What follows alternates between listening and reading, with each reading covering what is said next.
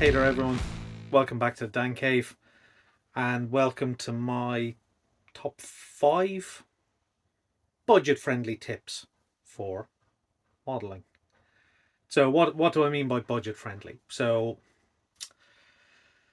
I've been building models for many years, since I was a relatively small child, and over the years, I've kind of built pretty much everything. I've mainly focused on aircraft for the majority of my modelling career, as we'll call it. Over the last few years, I've switched a lot more to kind of automotive subjects, but I've built everything pretty much. Still build a few aircraft, mainly cars, bikes at the moment. But however, one thing I will say is I'm in a relatively lucky position that I've been able to spend a reasonable amount of money on kits, but also on tools. And I've got 7 airbrushes. I've got whatever paints I want. I get, if I get a kit and I want a particular color, I'll find the paint I want and I'll get that color. I won't say, yeah, I probably buy as many tools as I think I need. But I do recognize that not everyone is in that position. If you're starting out, if you're trying to be a little bit more budget friendly, there's always a few things that you can do to make it a little bit more economical to build models, whether it be tools, maybe some techniques, maybe some kits as well. So that's why I thought this video today will be just looking at budget friendly tips for a modeler, and that will cover 5 things that I think can just help keep the economies of building models a little bit more sensible. So yeah, so let's head on over to the bench. And we'll start with number 1. Funnily enough, 1 out of 5. So let's head on over.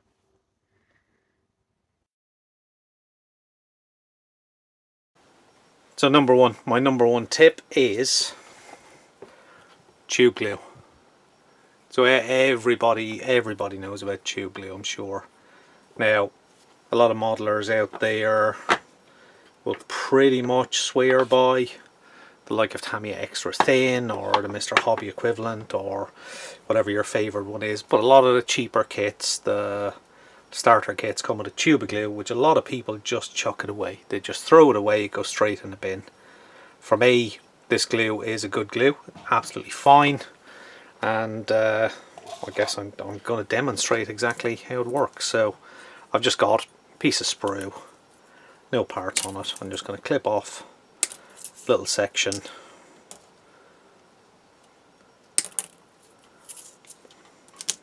So there we go, we've got a piece, got a flat piece here. So now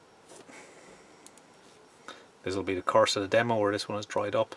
If these are really old and dried up, obviously you won't want to use them, but if they're still liquid, then for me, don't apply it straight from the bottle. Just get whatever you want, a bottle top. I've got a little chunk of wood. I put a piece of masking tape on it just because it means I don't get a huge amount of build up of glue on the piece of wood. I can just pull this off when I'm finished and just chuck it in the bin.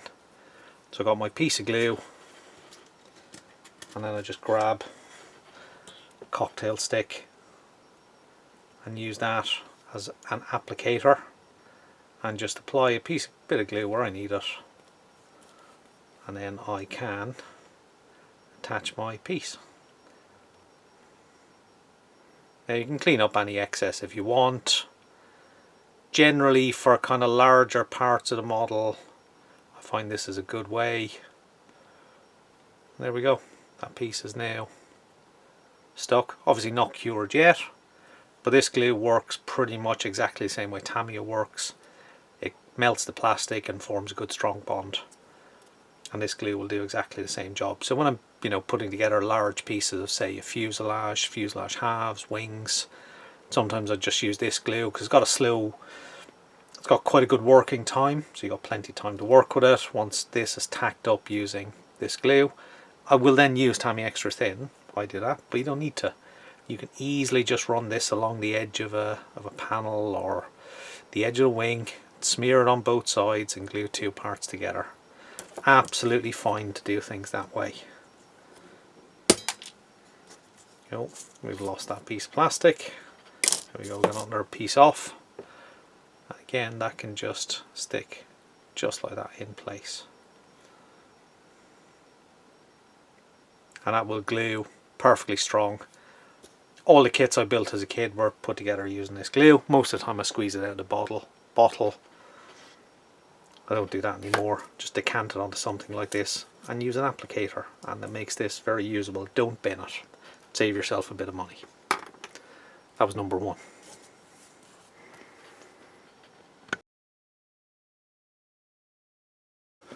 So tip number two, economy tip number two, is clamps, part holders, and even general consumables. It's very easy to go and spend a lot of money on bespoke clamps or clips that you're going to use for holding parts, for when you're painting them, even holding bits of kits together. But I mean, the like of these clamps, these were relatively cheap off the internet. Clothes pegs, absolutely brilliant for holding kind of wing parts together, fuselage halves together. Nice firm clamp. These ones have rubber tips. I do prefer the older wooden ones, which I have somewhere else. These type of clips, absolutely great for holding small parts. Again, very cheap off of the like of Amazon or eBay.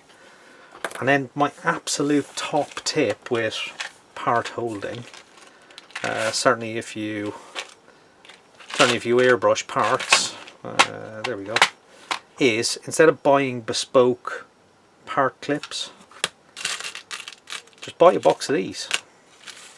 So I buy a box of these, and I buy a box of bamboo skewers for dinner barbecue. They're cheap.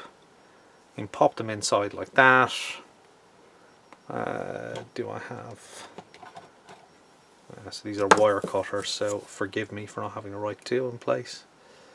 You can just squeeze them together, and then I just wrap some tape around them, and they'll hold absolutely firm and absolutely perfect for painting. And from my stash over here, you can see I've got loads of them. Cut them to different lengths. They're covered in paint obviously, but they're absolutely fine. And for somewhere to hold them, again, packing boxes, you can just poke a hole through. If you want a new hole, just a little bit of a firm press. Now, these are not as good as some of the bespoke ones, but they're not bad. And then another thing I also did is a piece of scrap wood, and just drilled a whole series of holes to the right diameter, and these can pop in. And I use this lots for holding parts. Now obviously they're not secure, can't turn it upside down because they'll fall out, but still very, very handy for getting parts set up for airbrushing. There we go, that is tip number two. Have a search on Amazon, have a search on eBay, you'll find clamps, etc. very, very cheap, and that'll save you a few quid, and they're all reusable. There we go, that was number two.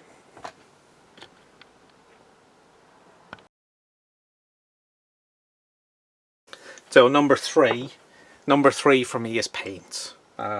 It's very easy to spend a lot of money on paint. You know, whether it's your bespoke Mercedes DTM Silver from Pro Scale, your Renault RE20 Yellow from Zero Paints, or Gravity, or whoever.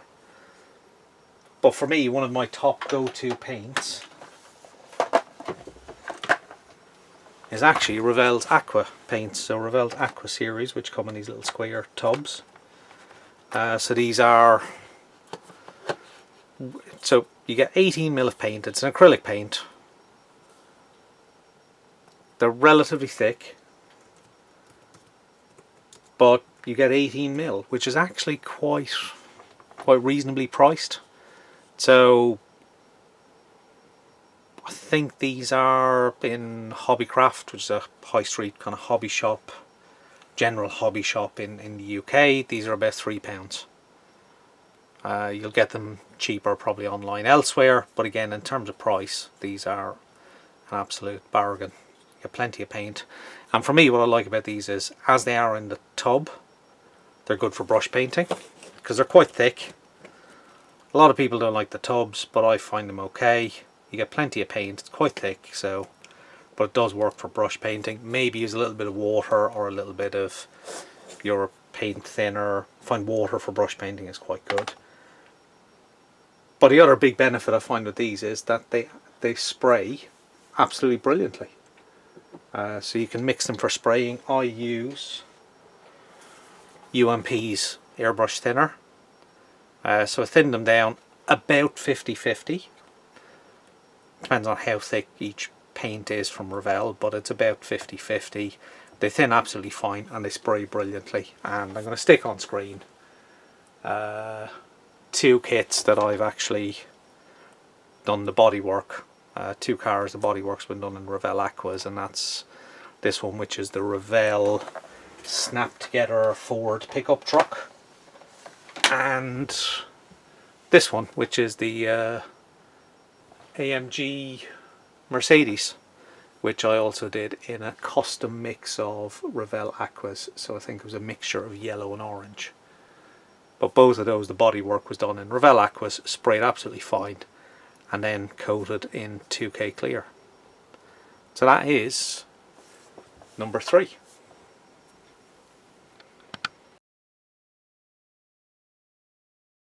So number 4. Number 4 is spray booths and spray booth filters. So if you've got an airbrush and you've got a spray booth, it needs a filter.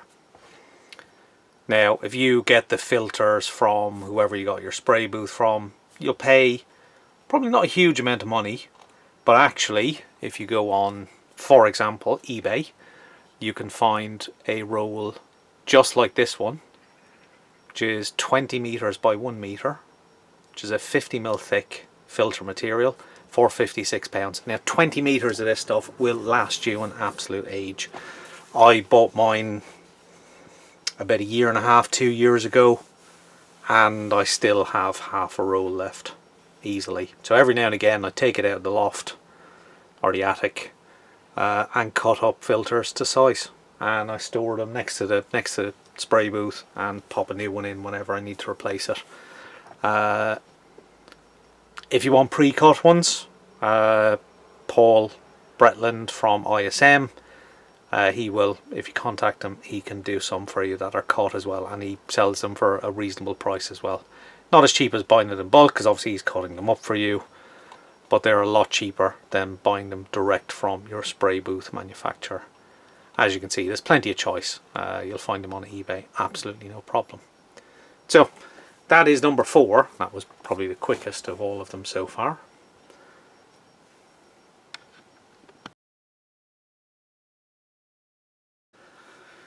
So tip number 5 is, well, something like this. So this is the Castrol Tom Supra from Tamiya, 24th scale. Lovely kit. It is a curbside kit, but it's a beautiful kit. It's a few years old, but it builds up absolutely brilliantly. Decals are a challenge, but you know, it builds up. So why is this a tip? Well, this is a tip because kits are expensive. You know, the Gordon Murray kit from Tamiya, that's 50 odd quid, 50 quid say, give or take.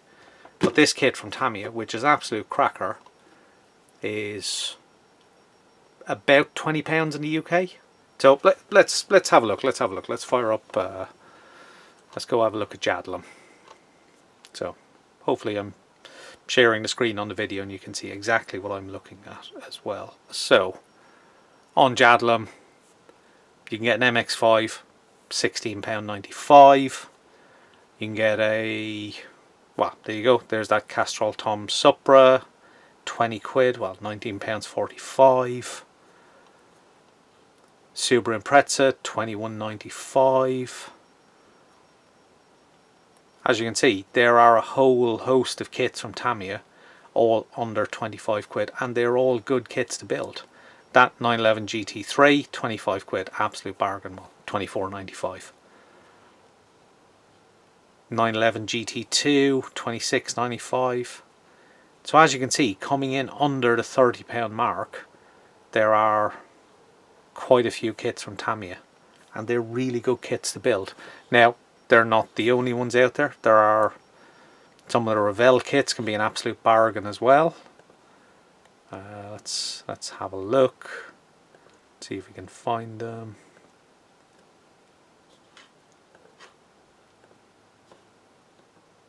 But there are just so many manufacturers out there that if you want a little bit of a saving on a kit, again, Revell, the new E-Type Roadster from Revell, £22.95. The one with a roof is £29.95. You can get a McLaren for £26.95. Sometimes you'll find offers for these on Amazon as well. But as you can see, for again, in around the £30 mark, there's a whole series of kits from Revell that are good little kits to build. A little bit more work than the Tamiya kits, but are well worth it. So if you just want a little bit of a break from investing £50–60 in a kit, there you go. That's your top tip for chipping away at the economies on model kits. So yeah, let's head back to me for some final thoughts. So there we have it. That's my 5 top tips for trying to keep things a little bit more economical when building models. They're not going to make it a free hobby. They're not going to make it the cheapest hobby in the world. It's still a hobby that you need to spend money on, but it can just chip away at the margins a little bit and make it a little bit more sensible, particularly, you know, some of the things that are consumables. It's easy to fall into the trap of spending a lot of money. And then, you know, as I said, there's a few kits out there which are really good value for money and can kind of help progress your skills as well, because there's some good kits out there for good value as well. So there we go. That's my top 5. So yeah, thank you for watching. If you're new here, don't forget to subscribe. Don't forget to like the video. And if you have any comments, leave it below. And if you have any comments about your top economic tips for modeling, then stick them below as well. So thank you for watching. I'll see you all very, very soon. So bye bye for now.